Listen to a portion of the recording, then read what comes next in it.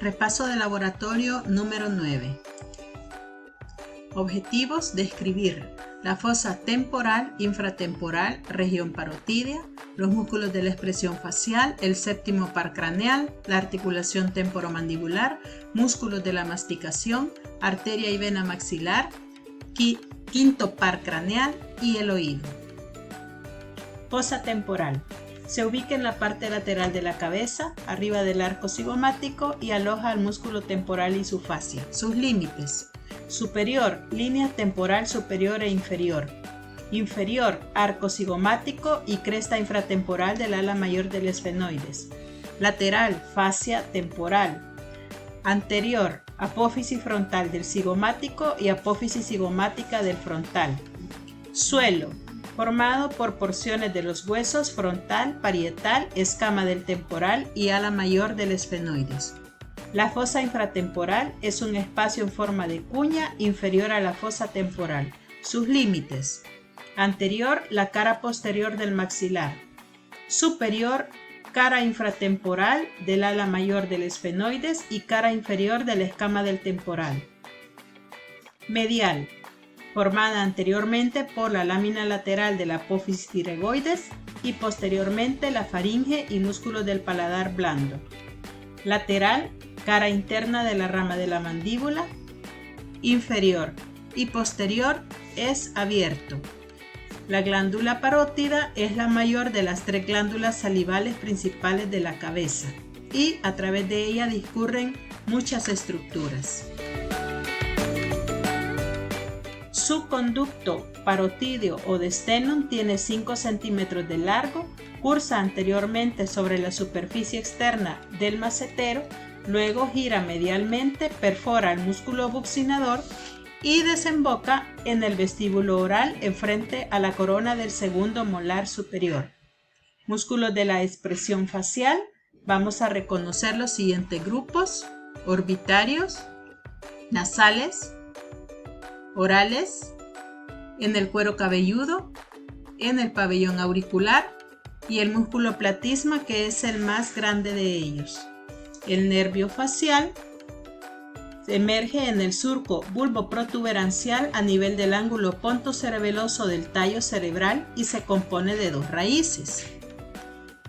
La de mayor grosor, motora, que inerva los músculos de la expresión facial, y la más delgada, sensitiva, llamada nervio intermedio. Vamos a reconocer algunos de los espacios por donde pasa el nervio facial: el meato acústico interno, el canal del facial, el foramen estilomastoideo y algunas de las estructuras que se originan de este nervio: el ganglio geniculado, el nervio petroso mayor y la cuerda del tímpano. Cuando llega a la glándula parótida, se va a dividir en dos ramas: una superior o temporofacial, una inferior o cervicofacial.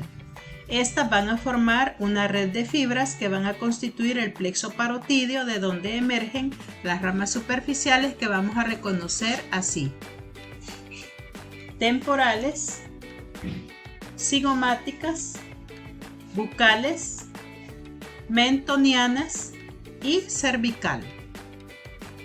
La articulación temporomandibular es una articulación sinovial, en la cual participan las siguientes estructuras: el tubérculo articular, la cavidad glenoidea, la fosa mandibular del hueso temporal por arriba, el cóndilo de la mandíbula por abajo. En esta articulación existe un disco articular fibroso y por medio de este vamos a tener por arriba una articulación tipo plana y por abajo una articulación tipo bisagra. Los ligamentos que refuerzan a la cápsula articular son temporomandibular o lateral, esfenomandibular y estilomandibular. Los movimientos de la articulación temporomandibular: la propulsión, la retracción, el descenso, la elevación y la lateralidad o lateropulsión. Músculos de la masticación: macetero, temporal, pterigoideo interno o medial con sus dos porciones, una superficial y una profunda, y el pterigoideo externo o lateral con dos cabezas, una superior y la otra inferior. Arterias maxilar y temporal superficial. De la arteria maxilar reconocemos la arteria meningia media, la arteria alveolar inferior, ramas temporales profundas y ramas bucales. La arteria temporal superficial junto con la maxilar son las ramas terminales de la arteria carótida externa. La vena maxilar se forma por la unión de las venas del plexo pterigoideo. El nervio trigémino. El nervio trigémino emerge de la parte anterolateral del puente mediante una gruesa raíz sensitiva y una delgada raíz motora. Ambas porciones pasan de la fosa craneal posterior a la fosa craneal media y al llegar ahí van a formar al ganglio de Gasser o ganglio semilunar o ganglio del trigémino, y esta nos va a dar origen a las tres ramas del nervio trigémino: nervio oftálmico, nervio maxilar y nervio mandibular. El nervio oftálmico penetra la órbita por la fisura orbitaria superior.